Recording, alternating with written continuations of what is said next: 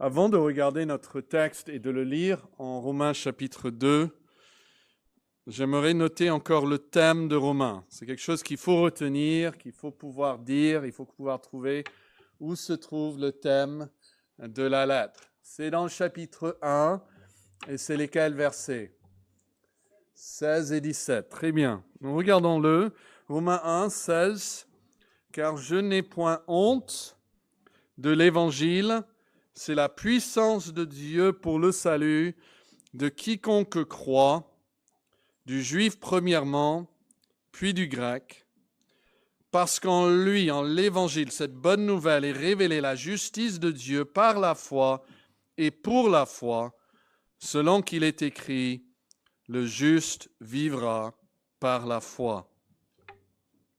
En Romains, Dieu va manifester sa justice dans le salut qu'il offre aux hommes qui croient. Mais il faut que reconnaître d'abord que Dieu montre sa justice aussi dans le jugement qu'il donne aux hommes pécheurs. Et tout cela va nous mener vers le chapitre 3, si vous voulez bien le noter. On va lire le chapitre 3, versets 25 et 26. C'est Christ que Dieu a destiné à être par son sang une victime expiatoire pour ceux qui croiraient.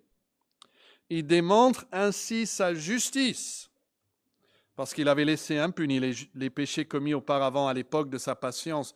Il démontre dans le temps présent, il la démontre de manière à être juste, tout en déclarant juste celui qui a la foi en Jésus. Donc Dieu imputera, il créditera sa justice à un certain type de personnes, aux croyants qui sont en Jésus-Christ.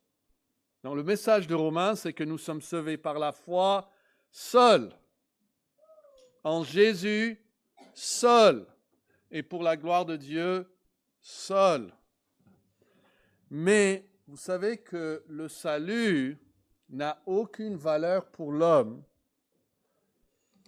s'il retient un sentiment de justice propre.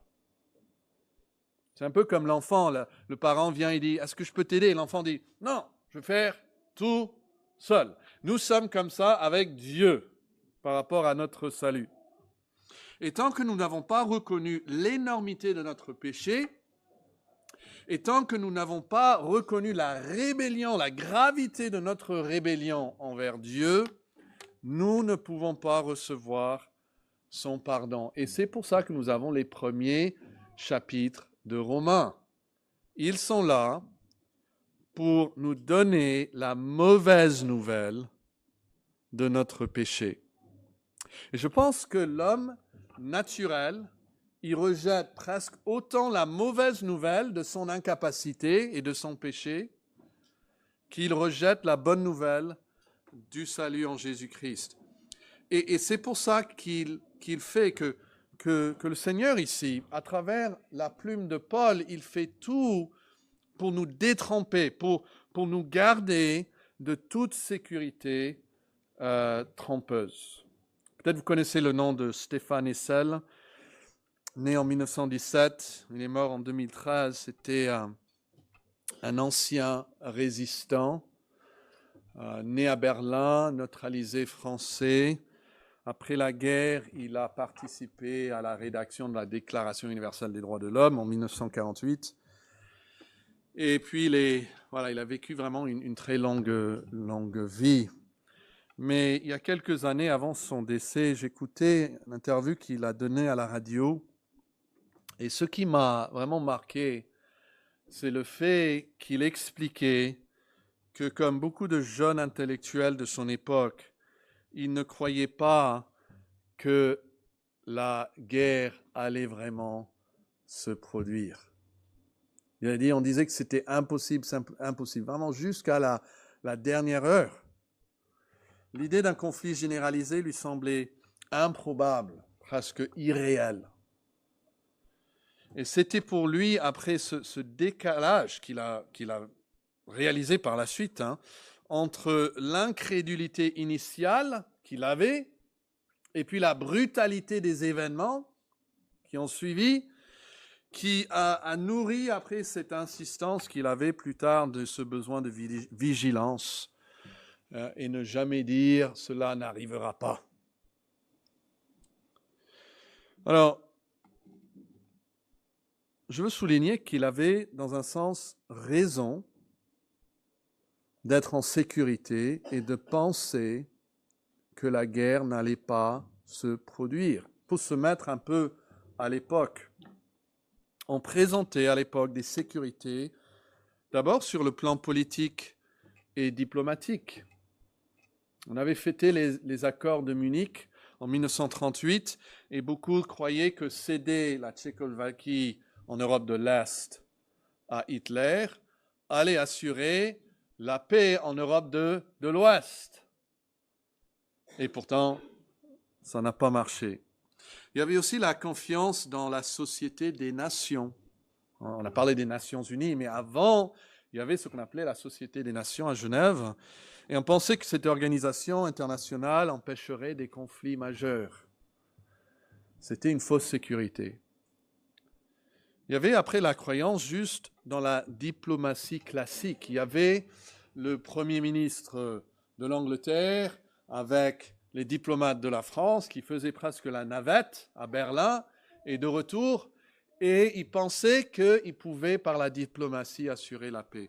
Mais il y a aussi, on présentait des sécurités sur le plan militaire. On disait, bon, si la diplomatie ne marche pas, on a quand même le militaire. Et surtout en France, vous connaissez la ligne Maginot, on croyait que cette fortification qui était vraiment, on avait dépensé énormément d'argent, allait arrêter l'armée allemande. Mais en fait, elle n'a fait que, qu'est-ce qu'elle a fait? Elle a fait que contourner en fait cette ligne. Et on présentait aussi des sécurités sur le plan économique et social. L'Allemagne en fait souffrait économiquement et les autres pays commençaient à prospérer après la crise de 1929. Et on se disait, dans une société moderne et pacifiée, avec ses avancées techniques et culturelles, ça rendait la guerre même archaïque, démodée. Et donc ce sont ces facteurs politiques, diplomatiques, militaires, économiques, sociaux qui ont conduit une grande partie de l'opinion publique à refuser de croire qu'une nouvelle guerre mondiale allait se produire. Mais ces appuis se sont révélés n'être que des sécurités trompeuses. Et ce qu'on appelle maintenant la Deuxième Guerre mondiale a bel et bien eu lieu. Alors, comme les nations ont cru à tort que la paix était assurée par des traités ou des fortifications, de même dans notre texte ici, on retrouve des Juifs qui croient que leur identité, leur possession de la loi, leur circoncision, les assurait aussi la paix. Et le Saint-Esprit veut détruire ces illusions dans notre texte. Alors notez la première partie de Romains 2, verset 17. Il dit, toi qui te donnes le nom de qui? De Juif. Alors, on est tenté, je me suis dit, bon, ils vont voir ça, ils vont dire, bon, c'est pas pour moi, c'est pour les Juifs. Ça ne me concerne pas. Mais en fait, ce que l'Esprit dit aux Juifs devient encore plus significatif pour nous.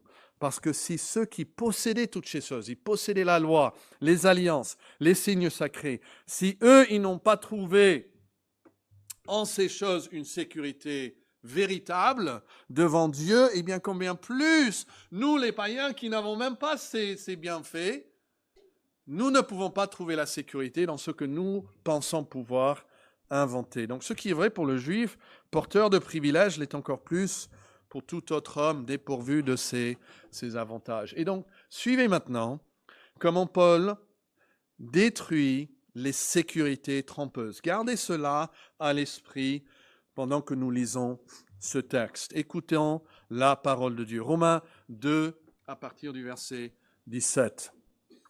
Toi qui te donnes le nom de juif, qui te repose sur la loi, qui te glorifie en Dieu, qui connaît sa volonté, qui apprécie la différence des choses, étant instruit par la loi, toi qui te flattes d'être le conducteur des aveugles, la lumière de ceux qui sont dans les ténèbres, le docteur des insensés, le maître des ignorants, parce que tu as dans la loi la règle de la science et de la vérité. Toi donc, qui enseignes les autres, tu ne t'enseignes pas toi-même. Toi qui prêches de ne pas dérober, tu dérobes. Toi qui dis de ne pas commettre d'adultère, tu commets l'adultère. Toi qui as en abomination les idoles, tu commets des sacrilèges. Toi qui te fais une gloire de la loi, tu déshonores Dieu par la transgression de la loi, car le nom de Dieu est blasphémé parmi les païens à cause de vous. Comme cela est écrit. Alors, la circoncision est utile si tu mets en pratique la loi. Mais si tu transgresses la loi, ta circoncision devient incirconcision. Si donc l'incirconcis observe les ordonnances de la loi, son incirconcision ne sera-t-elle pas tenue pour circoncision?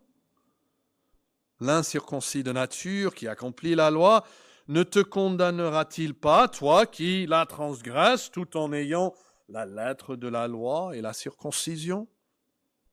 Le juif, ce n'est pas celui qui en a les apparences. Et la circoncision, ce n'est pas celle qui est visible dans la chair, mais le juif, c'est celui qui l'est intérieurement. Et la circoncision, c'est celle qui est du cœur, selon l'esprit et non selon la lettre.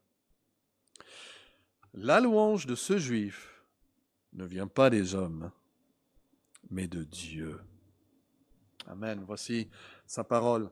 Nous voyons que Dieu détruit les fausses sécurités, que Dieu dénonce l'hypocrisie et que Dieu révèle l'essence même derrière l'apparence. La première chose à noter, c'est que Dieu ici détruit les fausses sécurités. Souvent, quand on apporte l'évangile à quelqu'un, de leur annoncer tout simplement la bonne nouvelle du salut en Jésus-Christ ne suffit pas. Pourquoi? Parce qu'ils n'en ont pas besoin. Ils ont déjà leur sécurité. Et donc l'Esprit va venir et il doit convaincre le monde du péché. C'est la première chose.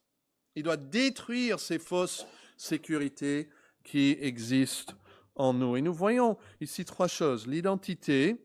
Il parle de l'identité sans obéissance, connaissance sans pratique et rite sans réalité. Notez la première chose là au verset 17. Qu'est-ce qu'il dit?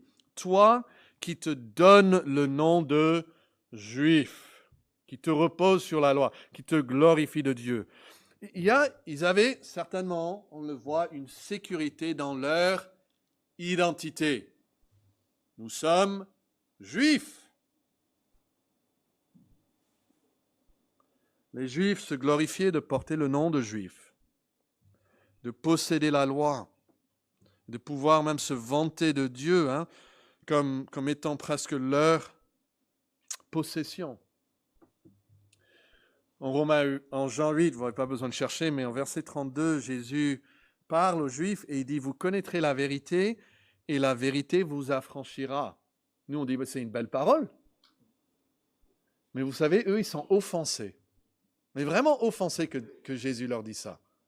Vous connaîtrez la vérité et la vérité vous affranchira. Pourquoi? Parce que ça suggère qu'ils n'étaient pas quoi? Ils n'étaient pas déjà libres. Et donc juste après, ils lui répondirent, il est marqué, ils lui répondirent, nous sommes la postérité d'Abraham. Vous voyez cette attitude? et nous ne fûmes jamais esclaves de personne. Comment dis-tu, vous deviendrez libres? Vous voyez leur enfance? Tu ne nous connais pas? Tu ne sais pas que nous sommes la postérité d'Abraham? Et Paul va montrer ici que l'identité seule ne sauve pas. Même être membre du peuple choisi de Dieu, même être un descendant de la postérité d'Abraham ne sauve pas. Est-ce qu'il y a des applications modernes à faire? Je pense qu'il y a en fait des milliers de personnes qui pensent être libres du péché grâce à leur identité. Leur relation à un certain groupe de personnes. Moi, je suis chrétien. Ma famille chrétienne. Que veux-tu? Les gens qui sont presque offensés. Vous savez, vous pouvez avoir la paix avec Dieu, vous pouvez être sauvé de vos péchés, mais je suis chrétien. Tu me prends pour quoi? Notre identité, nous reposons sur notre identité. Alors notez cette photo. Alors, il est beau, n'est-ce pas? Les bébés sont très beaux quand ils dorment. Hein? Et je ne dis pas ça pour choquer, mais vous savez que personne n'est né chrétien. Il n'y a pas un bébé chrétien.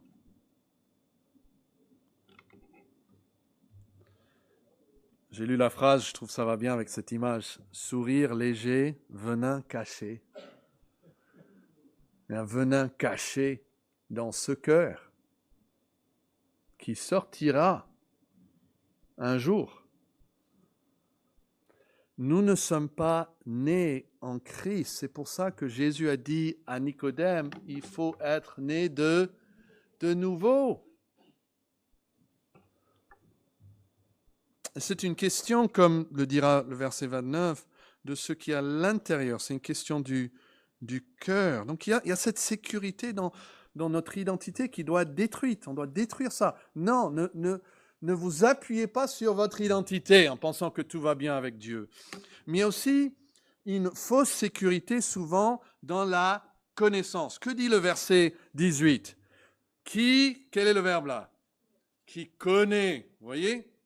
Qui connaît sa volonté, et juste après, il va dire qui apprécie la différence des choses. On peut le traduire, tu juges de ce qui est le meilleur. C'est-à-dire, tu as une connaissance, une perspective pour pouvoir discerner, discuter des choses, même très fines.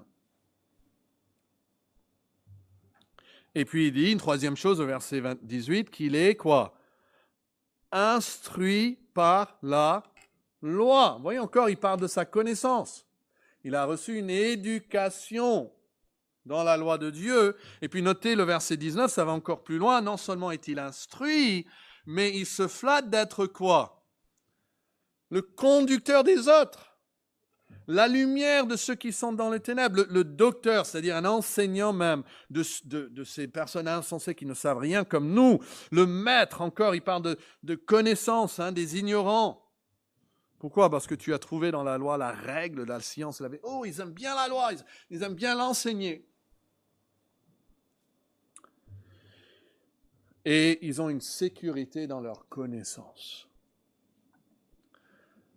La Bible dit que souvent, la connaissance, qu'est-ce qu'elle fait? Elle enfle. Et on se croit plus fort parce qu'on connaît plus. On se croit bien à cause de ce qu'on connaît. Et on ressent cette sécurité dans les amis de Job. En Jean 15, c'est Éliphaz le Téman qui prend la parole et c'est son deuxième discours adressé à Job. Et il dit à Job, « Que sais-tu que nous ne sachions pas?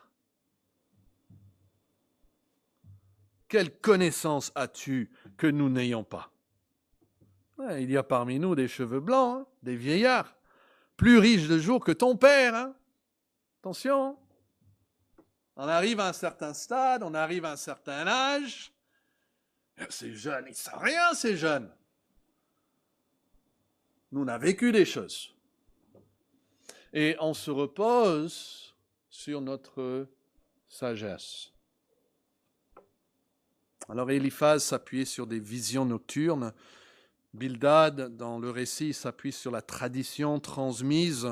En fait, on retrouve ces deux choses encore aujourd'hui. Des gens qui s'appuient sur des visions qu'ils ont eues de Dieu, ou d'autres qui s'appuient sur la tradition qui leur a été transmise de leur père. Mais ça revient à s'appuyer sur nos connaissances à nous. Et que dit les Proverbes? Confie-toi en l'Éternel de tout ton cœur et ne t'appuie pas sur ta sagesse. Ne sois point sage à tes propres yeux. Crains l'Éternel et détourne-toi du mal. Sénèque, ce philosophe stoïcien, un homme d'État romain au 1er siècle, il a fait la remarque, je suppose que beaucoup auraient pu parvenir à la sagesse s'ils n'avaient pas pensé l'avoir déjà atteinte. Souvent, c'est ça le problème. Hein. On pense qu'on l'a déjà, et si on pense qu'on l'a déjà, on ne va pas la chercher. Spurgeon a dit, la conscience de notre ignorance est la porte d'entrée dans le temple de la sagesse. Mais ces Juifs se considéraient comme les guides des aveugles, comme la lumière, vous voyez, sont dans le texte pour ceux qui sont dans les ténèbres, comme le maître des ignorants. Il y a beaucoup de gens aussi de nos jours qui sont des experts. Vous allez sur YouTube, vous avez tant d'experts, des milliers d'experts. Et nous-mêmes, on veut se croire experts. Et vous voyez des conversations où des gens, ils aiment plus parler qu'écouter. Parce qu'ils ont quelque chose à dire sur le sujet. Et même quand on arrive à la religion, ils ont leur pensée, ils ont leur avis, et ils vont le partager. Et en fait, ils s'appuient sur leur connaissance. Mais il y a, si vous voyez à partir du verset 25, il parle de circoncision, l'incirconcision, les circoncis, les incirconcis. En fait, il y a 9 fois, à partir du verset 25, il y a 9 fois ces différentes formes de ce mot pour circoncision. Et on ressent beaucoup le poids et l'importance de ce rite pour les Juifs. Tellement que les païens, ils les appelaient les incirconcis, voilà. C'était un mot d'opprobre. Eux, ils avaient le signe d'Abraham dans leur chair. Et ça revenait à un rite religieux, on peut même mettre. Ils s'appuyaient sur le rite. Et je vous assure, mes amis, il y a beaucoup d'exemples modernes aussi de personnes qui s'appuient sur des rites religieux. Beaucoup dans le christianisme, c'est le baptême. C'est le baptême, oui. Je t'ai baptisé, donc ça doit aller. Mais là encore, je dois vous dire, pour être honnête, savez-vous que le baptême, que ce soit en tant que bébé ou d'adulte, que ce soit d'une manière ou d'une autre, le baptême ne vous sauve pas.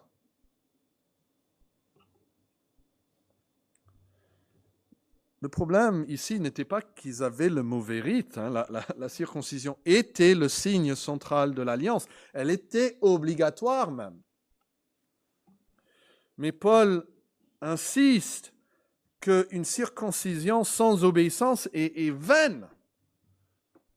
Donc le message, je pense, est clair. Les sécurités visibles sont trompeuses si elles ne correspondent pas à la vérité qui est dans le cœur. On ne peut pas dire, bon, j'ai pris ça, la parole de Dieu, ça je vais le faire, donc ça doit aller avec moi, même si ici je n'obéis pas à Dieu.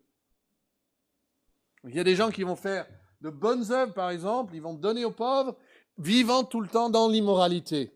Ils se disent, mais je fais ça, donc je peux me permettre ça. C'est un peu ça la pensée des Juifs. Tant que je me fais circoncis, tant que j'obéis à certaines lois, je peux me permettre de désobéir ou de faire ce que je veux dans d'autres domaines, parce que j'ai le rite. Et détruire les fausses sécurités cruciales, autant dans l'histoire que dans nos propres vies spirituelles, car elles donnent une illusion de protection. C'est ça qui est dangereux. On a cette illusion de protection qui finit par s'effondrer au moment décisif. Alors, ce n'est pas dans le texte, mais j'ai réfléchi à des raisons de détruire. Pourquoi Dieu veut détruire les fausses sécurités? Je pense parce qu'elles endorment la vigilance. On peut se permettre de dormir quand tout va bien. Quand on croit être en sécurité, on cesse de veiller. Les peuples avant 1939 se sont crus protégés par des traités ou par des fortifications. Les Juifs, ici en Romains 2, par leur identité, leur rite. Et le résultat, c'est que la réalité les a surpris. Mais plus grave que cela, elle nous détourne de la vraie sécurité. Quand on a le faux, on ne sait même pas qu'on a besoin du vrai. Tant qu'on s'appuie sur les apparences, on ne cherche pas la sécurité véritable en Dieu. C'est pour ça que Jésus a dit souvent, c'est qui venait à Jésus? C'était les publicains, c'était les prostituées, c'était les gens de mauvaise vie. Pourquoi? C'est pas parce qu'ils étaient mieux que les autres, c'est parce qu'ils n'avaient rien sur quoi s'appuyer. Elle révèle aussi l'orgueil, elle encourage même l'orgueil. Se croire à l'abri par ses privilèges ou par ses œuvres, c'est en fait glorifier soi-même. Et donc il faut détruire ces illusions pour voir l'humilité et la dépendance que nous devons avoir envers Dieu. Mais voici la plus grave, c'est que ces sécurités trompeuses s'effondrent au moment critique. Quand le moment arrive, quand le jour de la mort arrive, quand on se tient devant Dieu, on aperçoit d'un seul coup qu'elles n'ont aucune valeur. La ligne Maginot n'a pas arrêté l'invasion. Pour les Juifs, la circoncision extérieure ne les a pas justifiés devant Dieu. Et quand l'épreuve ou le jugement arrive, ces appuis que nous tenons si à cœur se révèlent inutiles. Donc Dieu dénonce, il détruit ces fausses assurances. Sur quoi appuyez-vous aujourd'hui pour votre salut? Mais Dieu va aller plus loin, comme un médecin vraiment qui veut trouver le problème. On voit qu'il dénonce l'hypocrisie de ces personnes. Notez les versets 21 à 24. Il dit « Toi donc, qui enseignes les autres, tu ne t'enseignes pas toi-même. Toi qui prêches, ne pas dérober. » Il revient sur qui à chaque fois? Il revient sur la personne elle-même.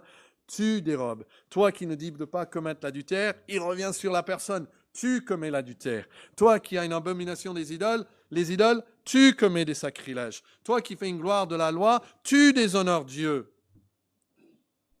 Dieu dénonce l'hypocrisie en mettant à nu le contraste entre parole et action. L'Esprit, en fait, cherche à dévoiler les contradictions dans nos vies.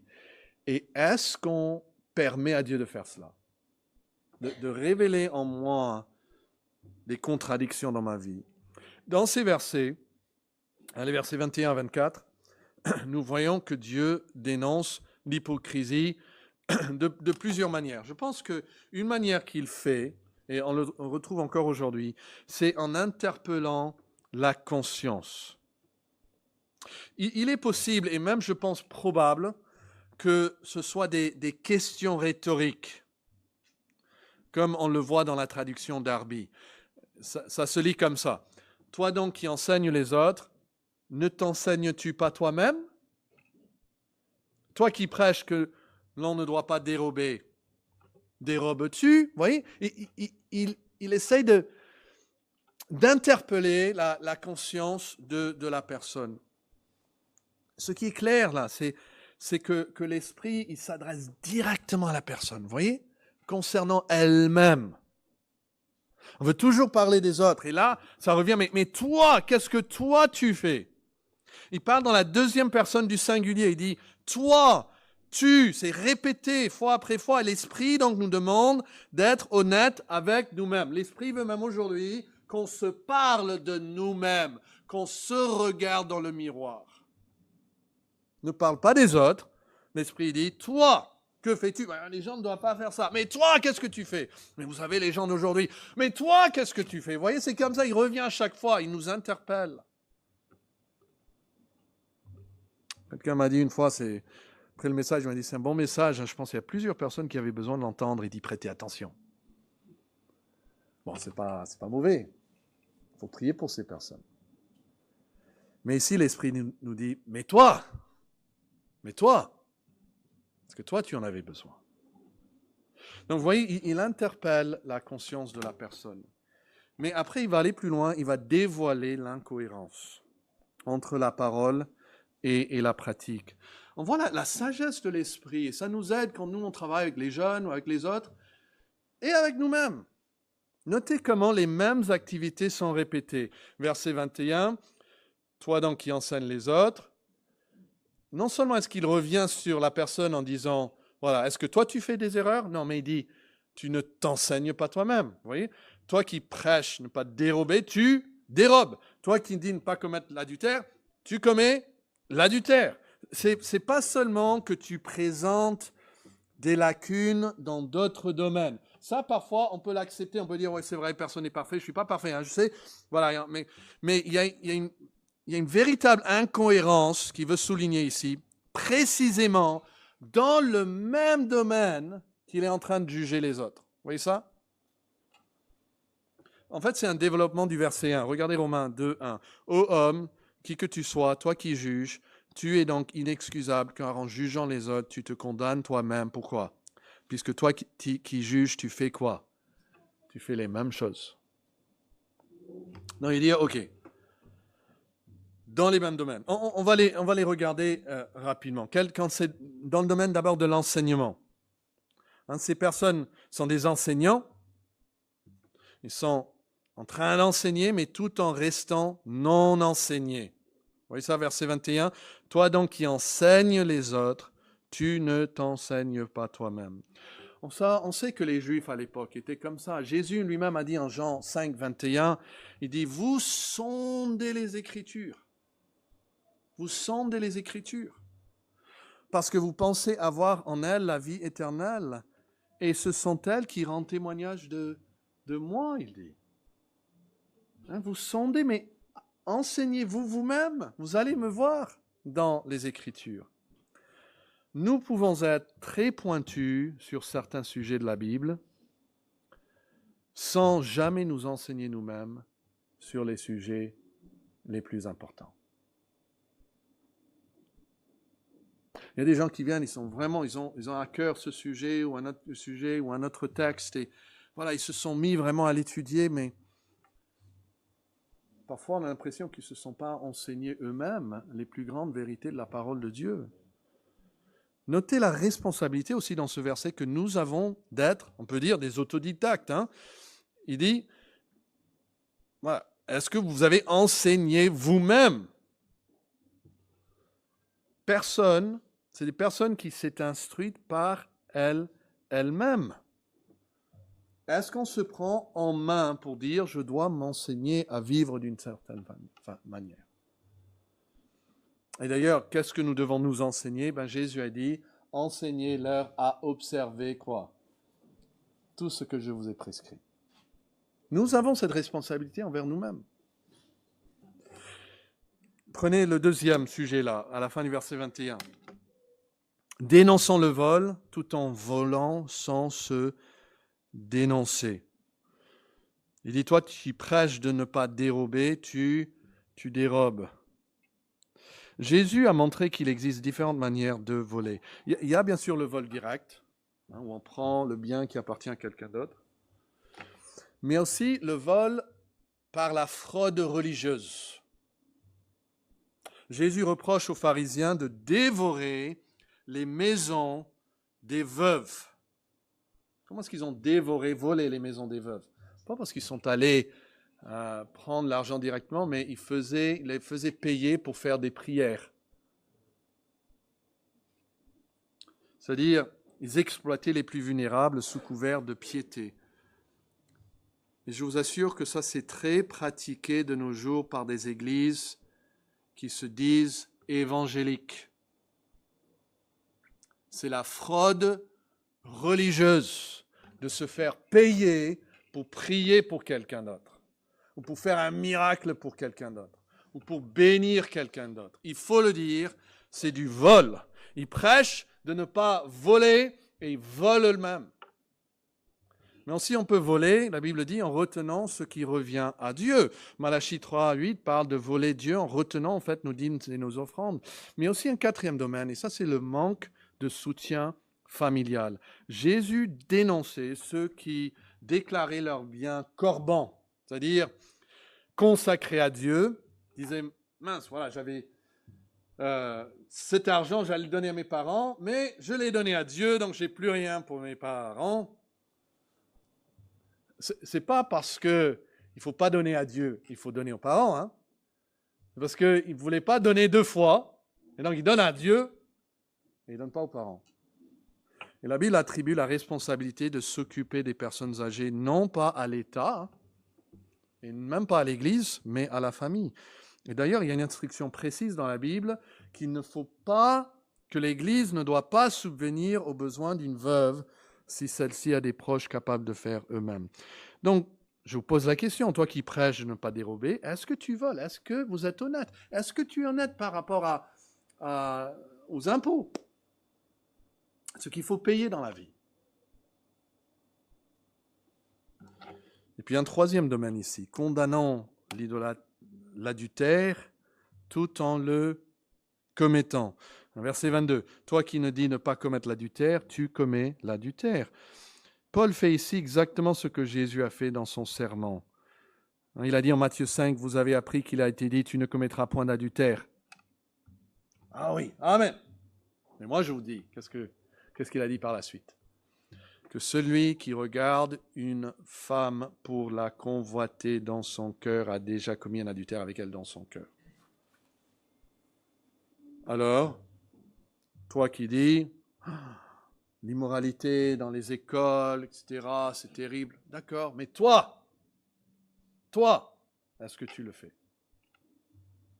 Et puis, il parle du fait qu'en abominant les idoles, c'est en même temps en train d'idolâtrer ce qui est abominable. Il dit à la fin du verset 22, toi qui a en abomination les idoles, tu commets des sacrilèges. Alors, c'est difficile de savoir exactement de quoi il parlait quand il dit tu commets des sacrilèges. Une autre traduction dit toi qui as les idoles en horreur, tu en fais le trafic. Quelque part, il profitait même donc de la fausse religion. Une autre traduction, une interprétation dit vous avez horreur des idoles, d'où viennent celles qu'on voit chez vous? Pourquoi pillez-vous leur temple? N'avez-vous pas fait de l'argent votre idole, au point de ravir à Dieu ce qui lui revient? En tout cas, ils idolâtraient l'argent tout en condamnant l'idolâtrie. Et Paul veut souligner, vous êtes vous-même idolâtre. Pensez à vous-même, pense pas aux autres, pense à vous-même. Et puis, le dernier ici, se glorifiant dans la loi, tout en déshonorant le Dieu de la loi. Verset 23, il dit, toi qui fais une gloire de la loi, tu déshonores Dieu par la transgression de la loi. Et je pense qu'on peut voir ici même une sorte de structure en crescendo. Il commence par enseignant, tout en restant non enseigné. L'hypocrisie commence par ce décalage entre ce qu'on dit et ce qu'on vit. Et puis, il y a ces deux commandements de la deuxième tablette de la loi. Le vol, qui est le 8e commandement, et l'adultère, qui est le 7e commandement, qui devient encore plus scandaleux, parce que le vol concerne des choses, l'adultère concerne des personnes. Et puis, deux commandements de la première tablette de la loi. Abominant les idoles. Ça, c'est le 2e commandement. Tu ne te feras point d'image taillée, etc. Elle atteint le cœur du culte ici. Elle rejette l'idolâtrie extérieure tout en pratiquant l'idolâtrie à l'intérieur. Et puis se glorifiant dans la loi tout en déshonorant Dieu de la loi. C'est probablement, je pense, une référence même au premier commandement de la loi. Tu n'auras point d'autre Dieu devant ma face. Alors, il est facile de reconnaître que j'ai des faiblesses et des manquements. Mais ce qui est bien plus difficile, c'est d'admettre que je commets exactement le même péché que je condamne chez un autre.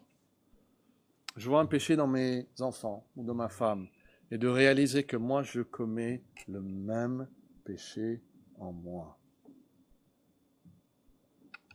Il est facile d'avouer mes manquements.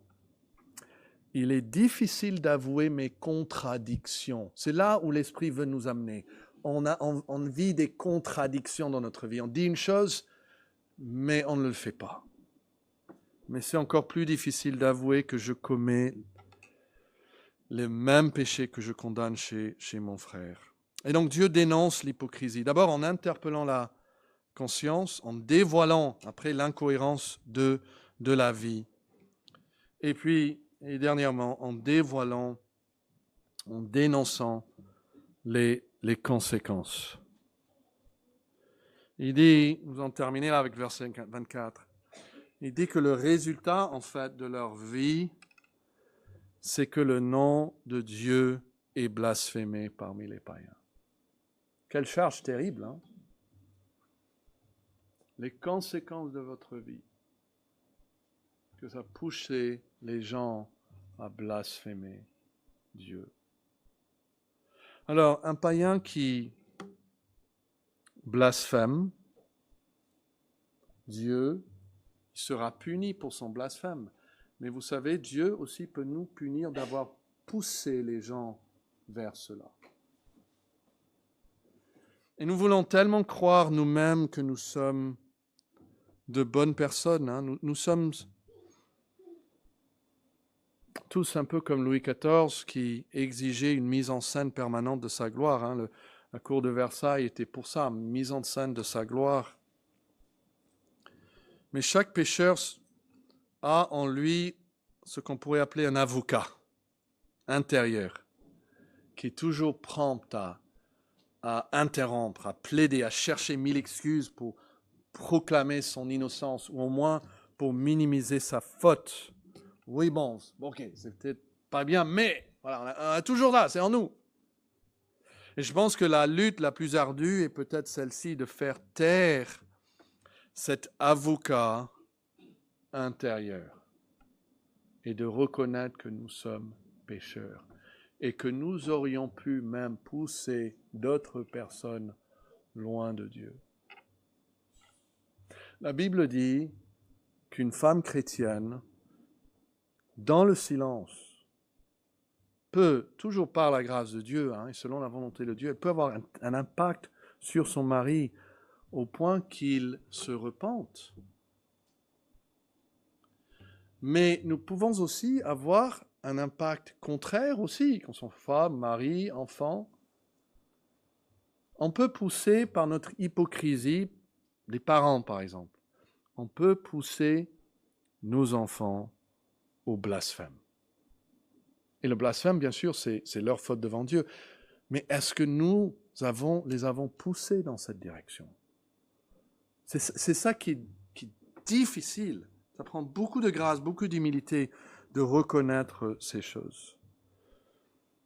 Ceci peut... Dieu veut en fait que nous reconnaissions notre propre hypocrisie. Pouvons-nous, je vais le dire comme ça, pouvons-nous nous dénoncer nous-mêmes? Même ce Stéphane Hessel, il a écrit un livre à 93 ans. Indignez-vous. Je l'ai lu à l'époque. Mais c'était toujours contre l'autre qu'il fallait s'indigner. Un autre écrivain, j'accuse. Mais c'était un autre qui l'a accusé. Est-ce qu'on peut s'accuser nous-mêmes? Pouvons-nous reconnaître les contradictions dans nos vie. Et vous savez, quand quelqu'un vient vraiment à Christ, commence à comprendre l'Évangile, vous allez noter que le langage de la personne va changer. Quand elle commence à comprendre la gravité de son péché, au lieu de dire, comme elle disait avant, mais je suis une bonne personne. Je parlais une fois avec un père, et il avait un fils qui s'est rebellé, et il m'a regardé dans les yeux, il a dit, moi j'ai toujours honoré mes parents, pourquoi je mérite ça? C'est un papa qui a dit ça.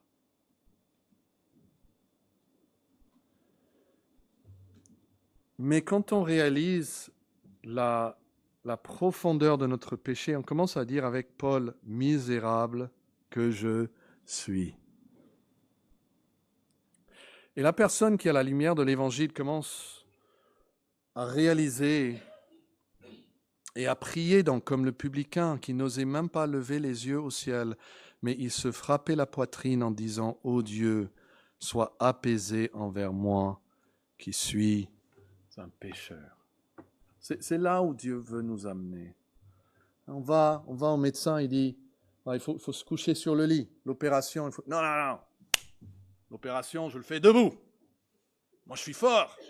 Non, il faut te coucher sur... Non. Ça ne se fait pas, une opération debout. Et si Dieu va vraiment opérer nos cœurs, s'il va nous changer, s'il va nous sauver, vous savez, il faut se courber devant lui. Il faut s'humilier devant lui.